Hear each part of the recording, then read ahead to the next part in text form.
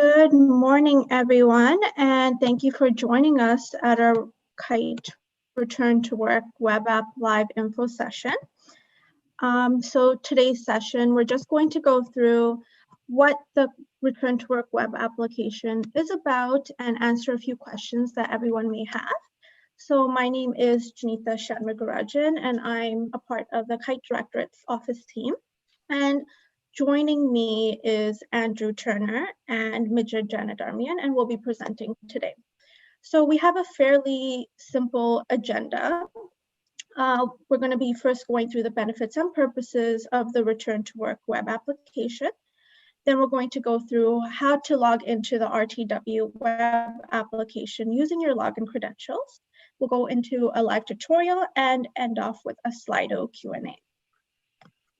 So here are the details for our Slido Q A. So you can join at slido.com using the ID code that you see on the screen, or you can actually use your phone and scan the QR code. And on every single slide that we will be showing, you'll be able to see the QR code to ask questions during real time as well. All right, and now I'll hand it off to Andrew, and he'll go through the benefits and purposes of using the app. Great, thanks, Janita. So the primary benefits are it's easy to use for people. It's just you log in, it's a few clicks, and you're able to manage your booking pretty quickly. The RTW app also stays logged in on your primary device, so you can just go back to it pretty easily and change bookings without having to log in, log out, wait for that type of thing. So the bookings are very efficient. You're just selecting where you're going, you're selecting a time frame, and you can easily select a recurrent booking so that you're not having to click for a booking every day if you're going in on a regular basis. And you can also edit your booking. So you can edit, you could do a mass booking, and then you can change individual bookings as you need to, depending on things like whether you have participants or not, time changes, or you can't come in for any reason. All of that can be changed after the fact and can even be changed retroactively if that's necessary. The app doesn't require installation. You can use it from a phone, you can use it from a tablet, from a personal computer. It should work on any device, and if it isn't working on a device, then you would contact KITE Restart and tell us, and hopefully we're able to resolve the issue. But generally, it is not an installed thing. It's just a web page, and it's easy to use from that perspective. The primary purpose is that we can monitor the volumes of people going in and the actual individuals going in from a contact tracing perspective. Plus, we can assess overall facility volumes and assess volumes in areas when it's required to do so. The system we're replacing was based on a bunch of Excel spreadsheets, which made it very cumbersome and error prone to be able to get the total number of people who were in the facility, and just management of it in general was difficult in terms of collecting and analyzing data. So the approvals are very quick. If it is a clinical study that has already been approved by the CRDL and the Restart Committee, any booking is then automatically approved. If you are making a request for a clinical study, you would use the clinical study option regardless of whether you have a participant or don't have a participant, that if it is a CRDL approved study. Requests for other purposes are typically approved within hours of the request. So for any other type of booking, so for regular work, for a drop-in, or for a study that has not been approved by a CRDL. The system will permit entry of visit requests retroactively. That was not the case originally, but now we have allowed that to happen because we understand emergencies happen or things change, and you don't always remember when you're on site to make the changes. So it allows you to change it after the fact. The RTW dashboard page is also very critical. We've made sure that all of the important documents related to Restart and to general COVID-19 are available on that dashboard page so that you always know where the up-to-date information is regarding KITE documentation for restart purposes. So it's important to note that the RTW is not a substitute for any of the existing lab booking processes. So that would include IDAP book, but also includes any calendars or other approval mechanisms that have been in place. So different labs have different ways of booking. Those are also crucial in terms of making sure of safety from the perspective of not double booking and all of the other safety issues that were already considered prior to restart. So it's recommended that the lab is booked before the request is made, just so that you're not going through a cycle of booking RTW, finding out you can't get your lab access, and then having to undo your RTW request. So you have the app approval, which has to be, or you have the RTW app submission. KITE Restart then reviews and approves it. Then you have the door screening, and then you're allowed into the building. All right, thank you, Andrew. So now I'm going to hand it off to Majid to talk about how to access the web application with your login credentials. Thanks, Jonita. Here, I'm going to talk about how you're going to access to different applications. Of course, I mean, they're developed by KITE. And to this conversation is RTW, but it's true actually with all other applications we have developed so far, or we're going to develop later. As you see, I mean, on the landing page, we have a button that says RTW App. This is actually the button. Actually, you can go and click on it, and then you can go to the login page, and also you can go directly by typing kite-uhn.com/RTW. So when actually you go to the login page, so any member at KITE should have an account with us, should have an online profile with us. And based on the database we've had, we send the invitation and we ask you to set up your password and create your online profile. If you know you already did it, so just use your email, that is going to be your UHN email or university email, and then the password you set it up at that time. If you know you have an account but you forgot your password, obviously you just need to use, I mean, the option of forgot my password. It's very similar to other platform that actually you are familiar with. So you can go to the forgot my password, enter your email, and you are going to receive an email with the old instruction how you can actually reset your password. And then after that, immediately you can come back to this page and use actually that password and your email, and that's it. You are there. But there's going to be maybe a bit confusion for some people that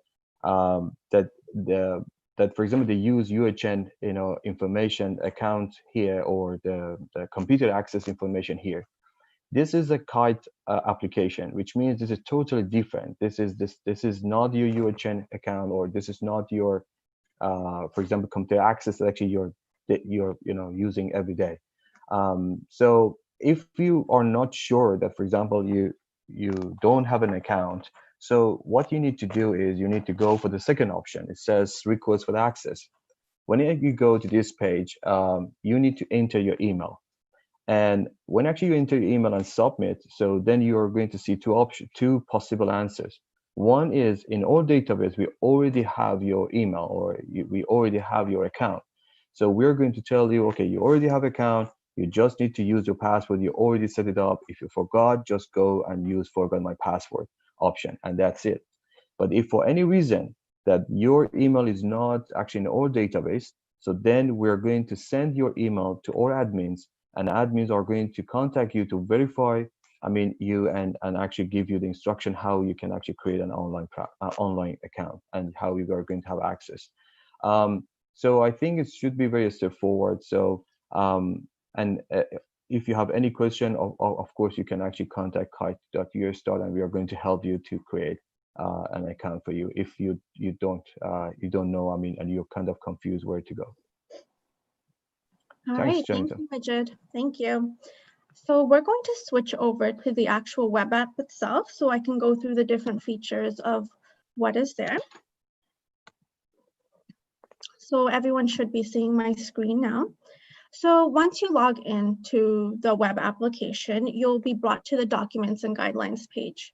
And here you can view any sort of documents and guidelines related to the restart at KITE, as well as protocols that we have developed and update on a regular basis. We also have an FAQ section on our page, and this is based on questions that we get asked frequently to kite.restart@uhn.ca. This is also updated regularly, so please make sure that you are checking both pages very frequently. So if you want to reserve a zone, that is, if you plan to go on site, it is very straightforward. So you actually click on Reserve Zones on the left-hand menu, and you'll be brought to this window. And you'll see that you can pick any of our TRI sites. They're all listed here. And some of you may see the Reserve For section. Most of you may not. I will speak to what that is exactly in a little bit. And you'll be able to also choose your reservation type. So we have 4 different options: drop-in, clinical research with participant, non-clinical research study, as well as regular work and support. So I'll go through each one and explain what each one is. So for a drop-in, it's usually, if it is a one-off, if you plan to go on site just to pick up documents or spend a few hours there, and you don't really know when you plan to go on site again. So when you want to do that, you just put in what you're planning to do and put in your date, start and end time. And it is very important that you include which zones you plan to be at. So in order to figure out what zones and areas you will be in, we actually have maps available for you. So you click on the map next to each floor, and you'll be able to identify where you think you will be at. And the reason why we have this, and the reason why we're emphasizing how important this is because of contact tracing purposes. And we do understand that, hey, maybe you go on site and you forgot to include a zone. We actually have enabled a feature where you can retroactively go back and change that and add additional zones. And we have also enabled the feature where if you have gone on site and you forgot to book a reservation, you can also retroactively go back and put in your booking for that previous where you were on site. So if you want to book a clinical research with participant reservation, do note that these are pre-approved studies by the KITE Clinical Research Restart Committee. And in this case, you will see that there's a research study dropdown. So I have a test research study available for me. For those who have been pre-approved already, you will have your studies listed. So you click on your research study and you pick your schedule frequency. So we have different options for you. So pick whatever your frequency is and always include the number of participants you are expecting to be working with. And with any study that you're working on, it is important that you also use the lab booking services. So for example, if you are at UC, you should be using IDAP Book to book the facilities. And if you are at other sites, you should make sure that you are following those procedures and protocols that they have in place for booking those facilities on those sites. For non-clinical research studies, it is somewhat similar. You do have to write in what study you are working on. And of course, there are no participants involved in the study. You put in your date, start and end time, and your schedule frequency as well. And for regular work and support, these are non-study related activities. And the difference between this and the drop-in is, like I mentioned, the drop-in is a one-off. You don't really know when you're going to go back on site again, versus regular work and support. It could be as frequent as once a week, a few times a week, once a month. So you just put in what you're planning to do, pick your schedule frequency, and submit your request. So in this case, I'm just going to show you what it looks like when I submit a request. So I'm going to put a start date and an end date. And then I make sure that I have all my zones listed. And I click submit. So once you have submitted a request, you will see this screen, and it's a reservation completed screen. And kite.restart@uhn.ca will receive a notification that you have submitted a request. At that point, they will review your request and approve or provide you with comments as required. If you want to view all the reservations that you have put into the system, you can easily do that by going back to the RTW homepage and click on reservations. And here you'll be able to see your pending, approved, canceled, or rejected reservations. And if you actually click on your reservation, the blue text here, you'll be able to view what reservation you have. And at this point, you can even go ahead and make changes and updates and click update. And at that point, KITE.restart will also receive your updated request. So now I'll go into what the reserve for section is. So what this is if someone has delegated me to book on their behalf. So we understand that a lot of folks just want to be able to book for their team, or you could be an admin wanting to book for your PI. So we've enabled this feature for you. So if you do want to be a delegate or assign someone as your delegate, this is the way to do it. So you go back to the RTW homepage and you click on delegation. And you'll see a message that if you want to add someone as a delegate, you do need to email kite.restart@uhn.ca. And the reason why we've asked you to do this is just to streamline everything and keep track of who is delegated to who. And once you have been delegated, you as the person booking on behalf of your supervisor or whoever has delegated you, you'll be able to see a drop-down menu. So when I go to reserve zones, and I look at reserve for, you'll see that Andrew has delegated me to book on his behalf. So it's the same process. You go in, you put in what he's going on site for, put in your date, time, and the zone, and you click submit. And you may be wondering, how do I differentiate all of these bookings? So we've made it nice and clear for you. When you actually go to the reservation menu, or the reservation tab, sorry, you'll be able to see that I have booked on behalf of Andrew as a delegate. And when you click on the booking, you'll be able to see reserved for Andrew Turner. And I believe I've gone through most of the main important points on the RTW Web App. If you do have any questions, do feel free to send questions through Slido or email kite.restart@uhn.ca. All right. And that's our email address. We also have an instructional video available on the RTW Web App dashboard, which you can view. It's a YouTube video and have a PDF form as well. And now we'll go into our Slido Q A. So I'm just going to switch my screen to that.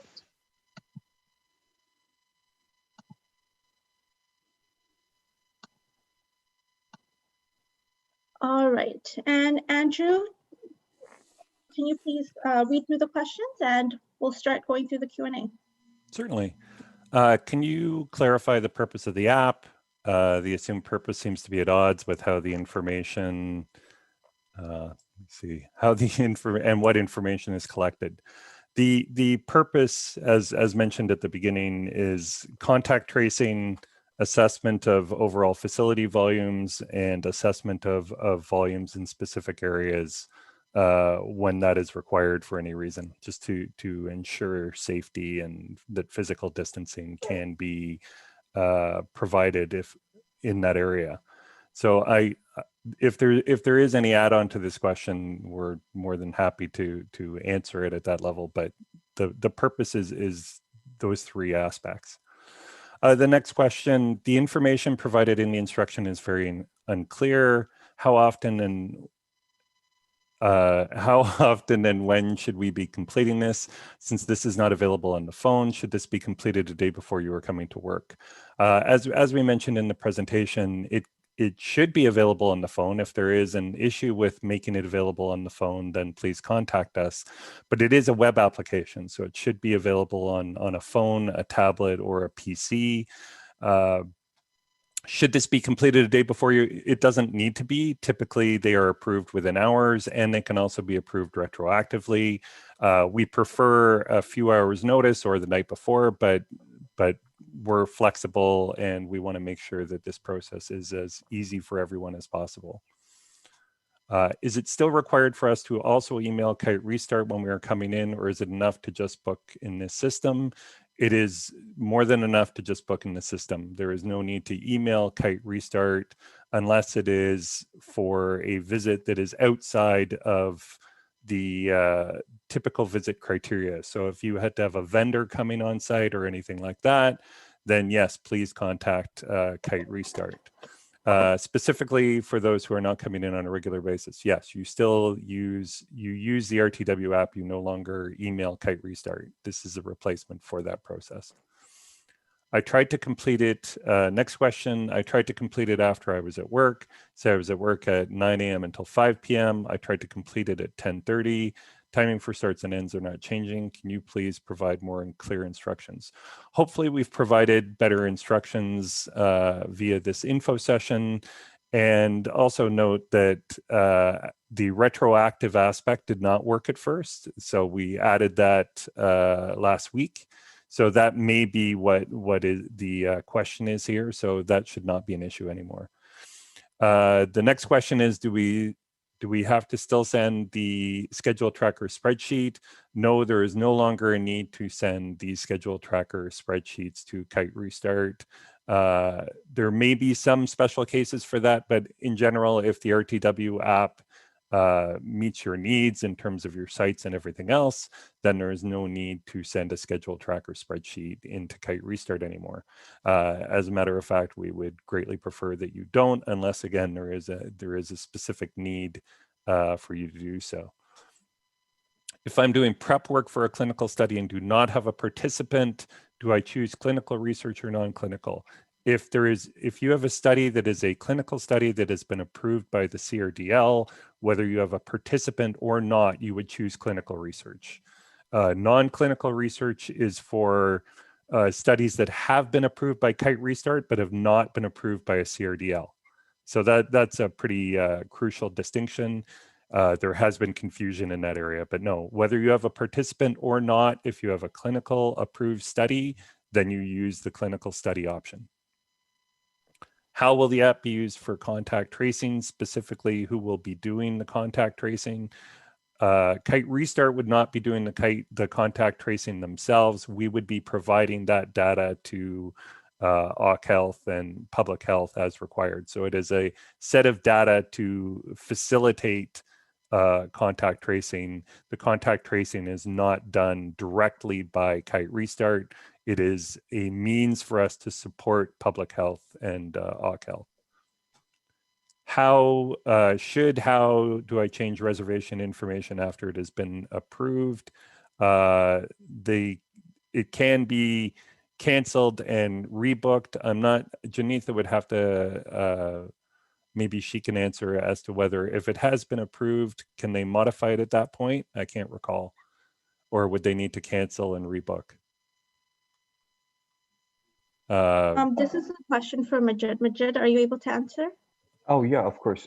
Yes, at any time you can actually come back and edit your reservation. So as Janita mentioned, you can go just to your reservation, click on the blue ID, and you can just update that information. And we are going to, in the system, we know what exactly happened, and if needed, actually, we are going to contact you for more information. But it should, most likely, it shouldn't be any problem. And the next question, why do we have to jump through hoops to work? For the reasons that were mentioned earlier, we need to be able to support contact tracing. We need to be able to ensure that we can check the volumes of people that are at work and the volumes of people that are in specific areas. That's really crucial, especially now that we're in the second wave. We have to be even more careful than we were before as the cases are rising in the community. So the intent here is actually to simplify things for both Restart in order for us to manage the data better in a more centralized fashion, and also to make it much easier for people because it is something you can do yourself. You're not waiting for email confirmation. It is just through an app that is very easy to use. What are possible reasons that reservations can be rejected for? Generally, reservations, I'm not sure that any have been rejected to date, but reasons could be that we recognize that there are high volumes in an area, or that the rules within KITE have changed, indicating that only essential visits have been approved moving forward. Right now, there are very few reasons that they would be rejected, but it is possible in the future that the amount of rejections could increase depending on conditions and the rules that are within KITE. Contact tracing, will information about a specific staff member's diagnosis be shared to KITE Restart to pull just the specific schedule for that person, or will all information be shared with OC Health? Do you have an answer for that one, Majid?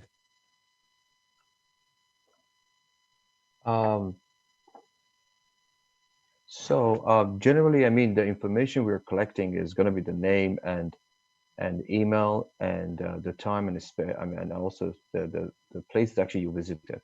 So these are all information we are collecting. So if needed, so these are the information we are going to share with them as well. What is the max capacity of a zone? That depends on the zone and depends on the analysis we would make of that zone. So currently we have not set any max capacities because restart approvals have already been ensuring that the capacities are within restart parameters as it is. So the zone, as we move forward though, we may use that information to see how busy a zone is. But currently the approval process itself has been ensuring that the zones are sufficiently spaced out so that physical distancing can be achieved. The other thing though we are relying on is that people will tell Restart if they find that an area has been too crowded, or if they're having problems physical distancing. Any issues like that should be raised with KITE Restart in order that we can manage those problems and find solutions for them as quickly as possible.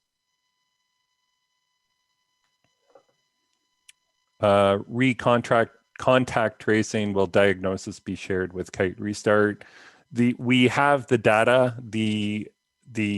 My understanding is that that is not the case, but they may say, okay, can you please tell us who has been in the area with this person, or please tell us who was in this area from this time to this time. So we can facilitate whatever public health requires. We don't need to know a diagnosis. We only need to know what data they require. So we haven't had to go through that yet, but that it is not necessary for a diagnosis to be shared with KITE Restart from that perspective. If I didn't come in after making a reservation, what should I do? Cancel the reservation. That's fine. You should be able to cancel a reservation at any time. All right, thank you, Andrew. It looks like those are all the questions that we have received. So if anyone does have any further questions, please do email kite.restart@uhn.ca. Thank you so much for joining us this morning. Bye now. Thank you. Thank you. Thank you.